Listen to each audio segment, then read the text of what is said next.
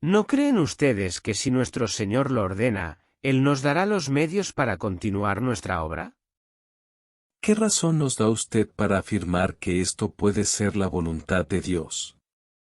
Si así fuera, Monseñor Lefebvre ya habría hecho los acuerdos con Roma, pero él mismo reconoció que no era el momento que la providencia le habría hecho ver, y por lo tanto renunció a todo acuerdo con Roma.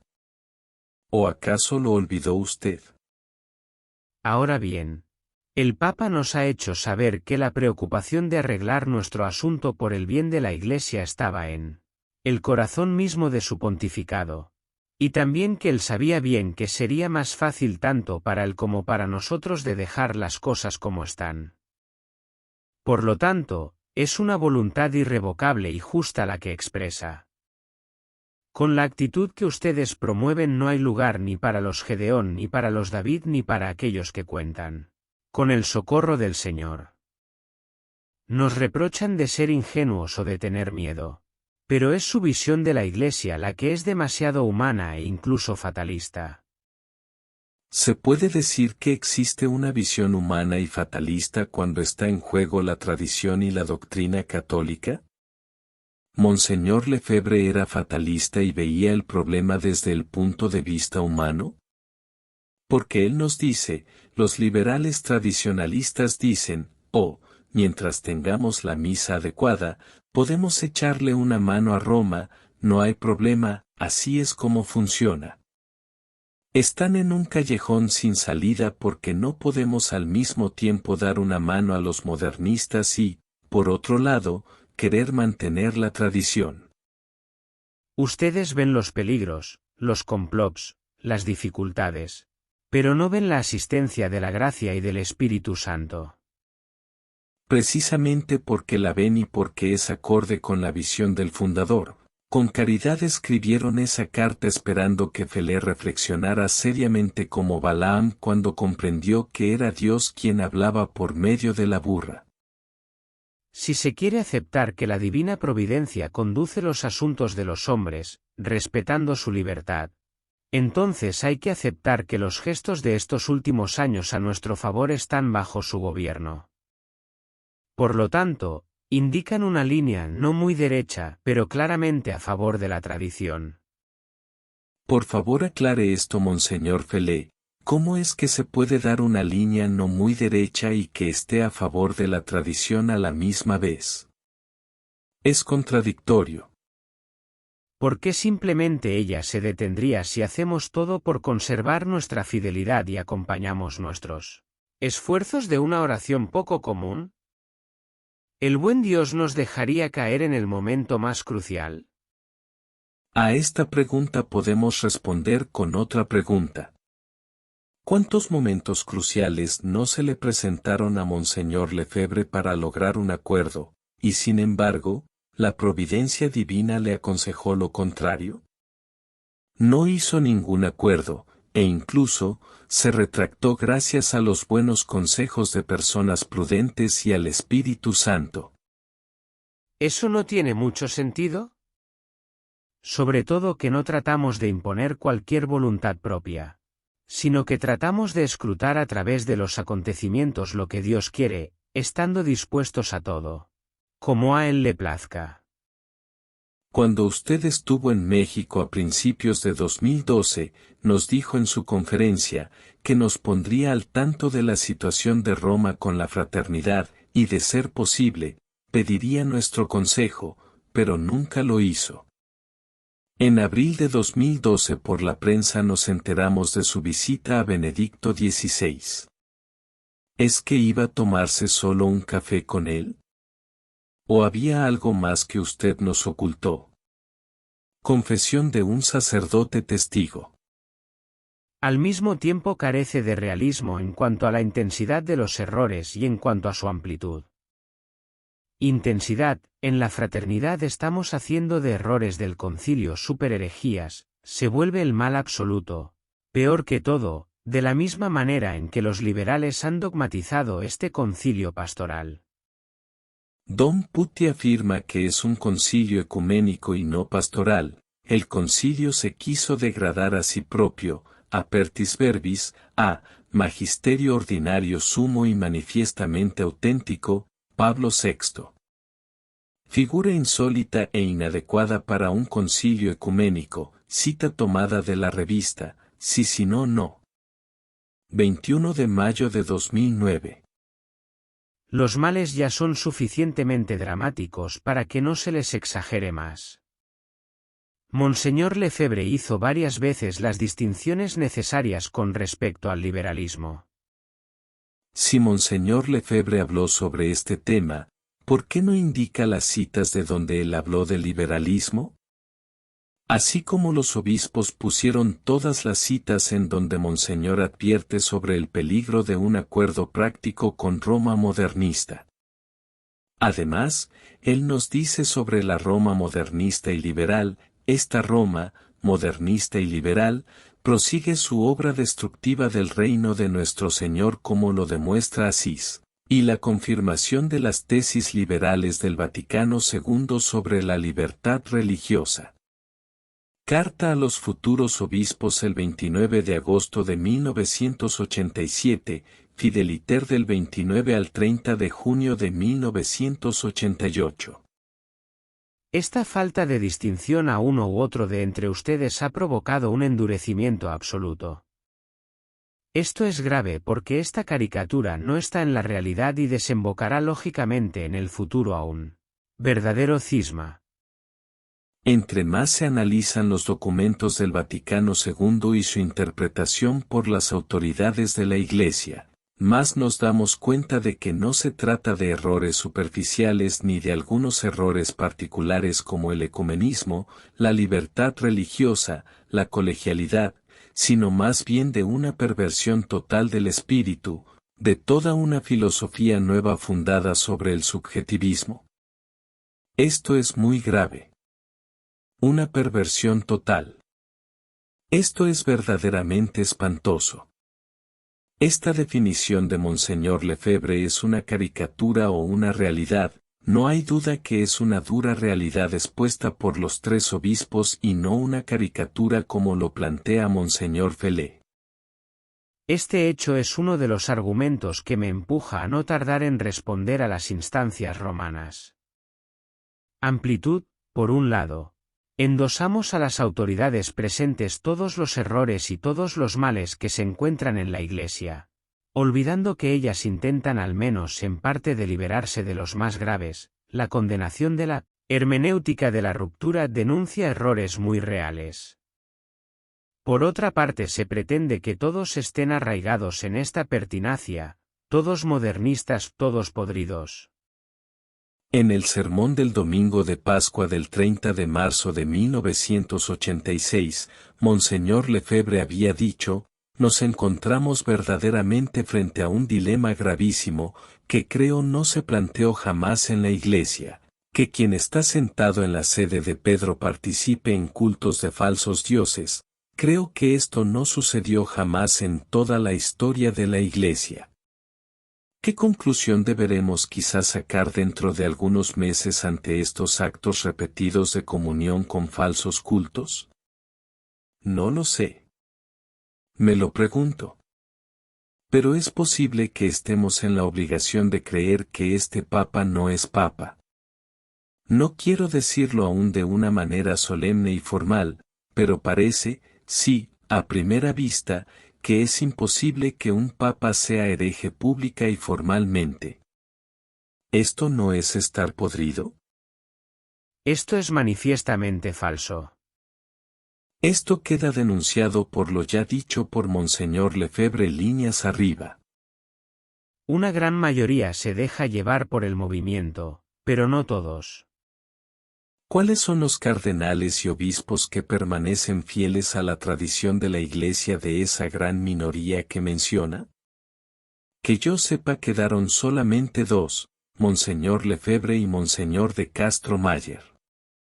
Podemos agregar ahora al obispo Vigano. Hasta el punto de que, en la cuestión más crucial de todas, la de la posibilidad de sobrevivir en las condiciones de un reconocimiento de la fraternidad por Roma, nosotros no llegamos a la misma conclusión que ustedes.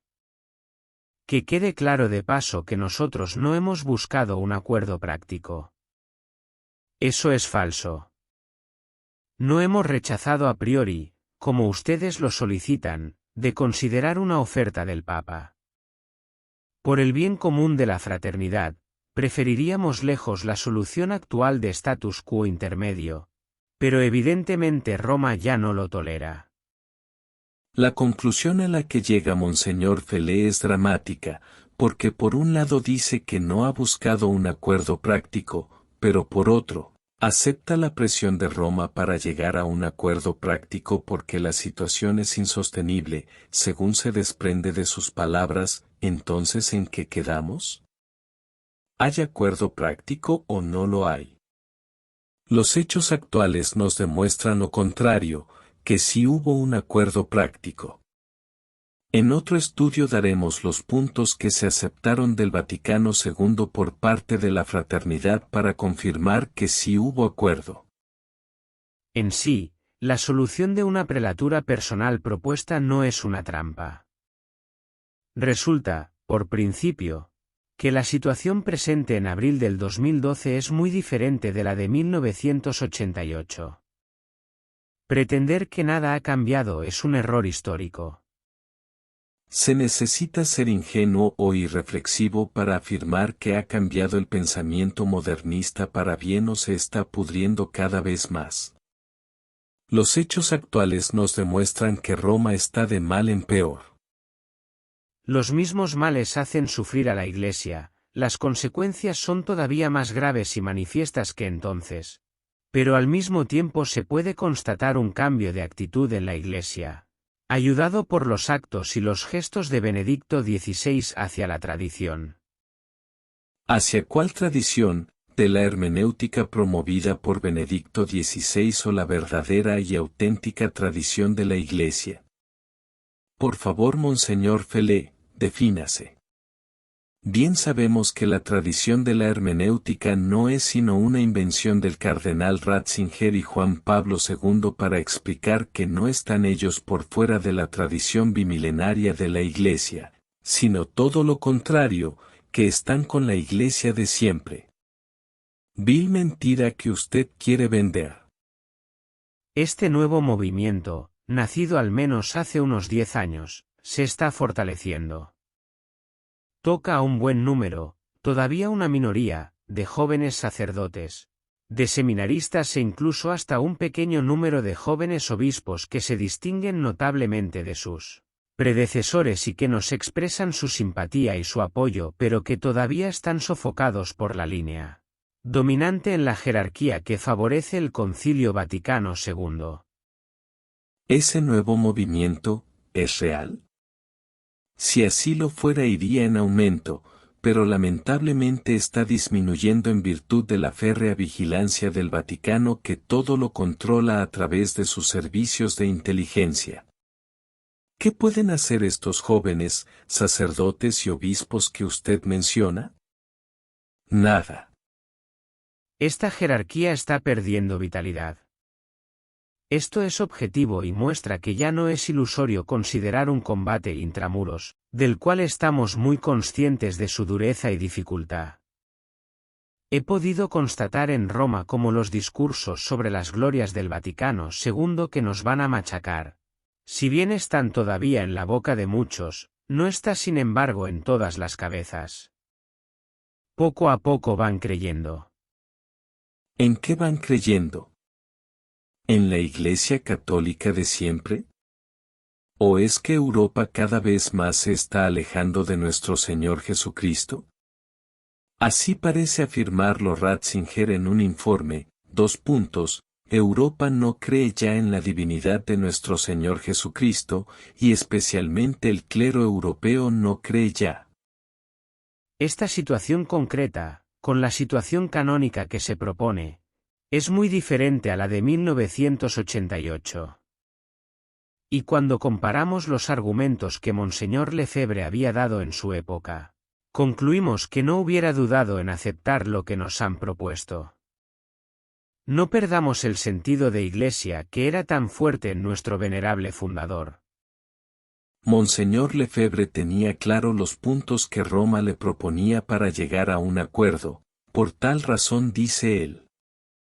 Habría firmado un acuerdo definitivo después de haber firmado el protocolo, si hubiéramos tenido la posibilidad de protegernos eficazmente del modernismo de Roma y de los obispos.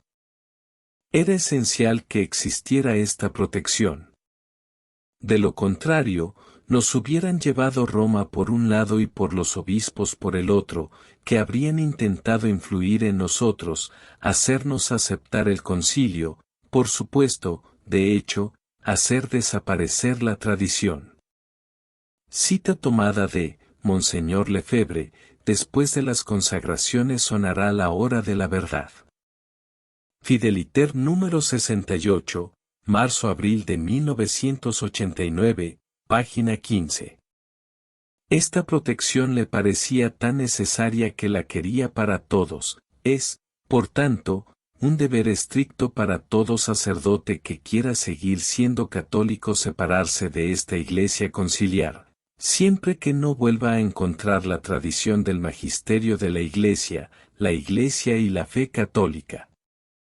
¿Por qué si eran los mismos acuerdos no los firmó Monseñor Lefebvre? Entonces no eran acuerdos que coincidieran con los de Felé más que en algunas cosas no esenciales, porque Monseñor Lefebvre nunca quiso un acuerdo doctrinal y recelaba del acuerdo práctico porque no confiaba ni en Ratzinger ni en Juan Pablo II, detalle muy importante. La historia de la Iglesia muestra que la curación de los males que la afligen se hace de manera habitual, lenta y gradualmente, y cuando un problema se termina, hay otro que comienza. Oportet eres. Pretender esperar a que todo se arregle para llegar a lo que ustedes llaman un acuerdo práctico, no es realista. Los tres obispos no manifestaron en su carta el deseo vehemente de un acuerdo práctico, todo lo contrario, así parece desprenderse de las palabras que ellos dijeron, cómo obedecer y continuar predicando toda la verdad. ¿Cómo hacer un acuerdo sin que la fraternidad se pudriera en la contradicción? Es muy probable, viendo cómo se desarrollan las cosas, que el fin de esta crisis tomará todavía decenas de años. Pero rehusar trabajar en el campo porque todavía haya mala hierba, con el riesgo de asfixiar, de estorbar la buena hierba, encuentra una curiosa lección bíblica. Es nuestro Señor que nos hace comprender por su parábola de la cizaña que siempre habrá, en una forma u otra, mala hierba a arrancar y combatir en su Iglesia. Ustedes no pueden saber cómo su actitud en estos últimos meses, muy diferente en cada uno de ustedes, ha sido dura para nosotros. Ella ha impedido al superior general de comunicarles y hacerles partícipes de sus grandes preocupaciones a las que los hubiera gustosamente asociado, si él no hubiera encontrado una incomprensión tan fuerte y apasionada. Como le hubiera gustado poder contar con ustedes, con sus consejos, para apoyarse en este paso tan delicado de nuestra historia. Ha sido una gran prueba, probablemente la más grande de todo su superiorato. Nuestro venerable fundador ha dado a los obispos de la fraternidad una carga y deberes precisos. Les ha mostrado que el principio de unidad en nuestra sociedad es el superior general. Pero desde hace tiempo, ustedes están tratando de imponerle su punto de vista, cada uno de manera diferente, incluso bajo formas de amenaza y además públicamente. Esta dialéctica entre verdad, fe y autoridad, es contraria al principio sacerdotal. Al menos hubiera esperado que ustedes trataran de comprender lo que le ha obligado a actuar como lo ha hecho en los últimos años, según la voluntad de la divina providencia. Estas últimas palabras del superior hacia los obispos muestran una subjetividad y una cierta decepción al no encontrar eco entre los obispos acerca de su tan querido plan de acercamiento a Roma modernista, con un acuerdo práctico, y parece que él más bien no aceptó la ayuda de sus compañeros, sino que los relegó a un segundo plano. ¿Por qué lo hizo? ¿Por qué los acusa de no comprenderlo? ¿Por qué les quitó la confianza? Pregunta sin respuesta, cada uno saque su conclusión. Oramos por cada uno de ustedes para que en este combate que está lejos de terminar, nos reencontremos todos juntos, por la más grande gloria de Dios y por amor a nuestra querida fraternidad. Que nuestro Señor resucitado y Nuestra Señora se dignen bendecirlos y protegerlos. Bernard Fellé. Niklaus Plocher. Alain Mark Nelly.